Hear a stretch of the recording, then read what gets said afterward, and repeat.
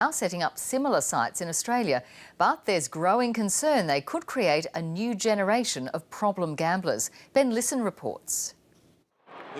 Reality and fantasy hand in hand. Another kick, another goal. There it is, that's true. It's a hobby. You can turn it into something that can make you money as well, but overall it's a hobby that's fun. Josh Lloyd is turning his hobby into a job.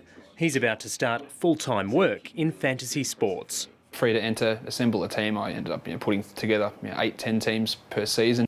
In the past decade, fantasy sports have become a pastime for hundreds of thousands of Australians. Players select a team of professional athletes and earn points based on their statistics, like kicks, marks, tackles and tries.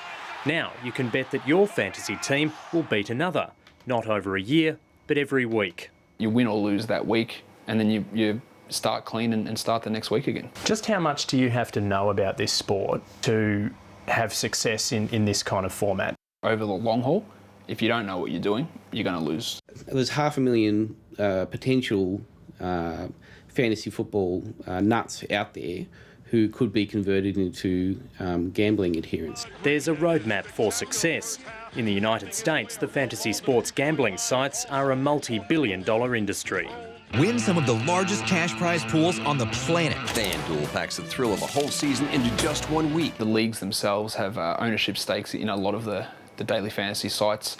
They promote them. Now it's happening here. The AFL's official betting partner, CrownBet, has joined forces with Fox Sports to launch a fantasy sports gambling site. Brad tasted victory.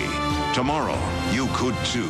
The gambling industry has been able to advertise its way into the hearts and minds of those young male fantasy adherents. Fantasy sports have helped sell sports codes in Australia because now every game matters. With fantasy, you have an interest in every single game that one of your fantasy players is playing in. Inside information can be the difference between a win and a loss.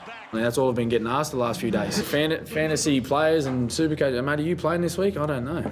Critics are concerned the fantasy wagering sites could create a new breed of problem gamblers. There's a transition from games to gambling in a very subtle way. It's gambling nevertheless because people can lose a whole lot of money. And you throw in a huge amount of advertising and it's taking off. Daily games and real cash prizes. Those prizes are relatively small now. In Australia, we're talking thousands of dollars. You're talking in the States, you're talking $1 million. Those in the industry say it won't be that way for long. Ben Lisson, ABC News.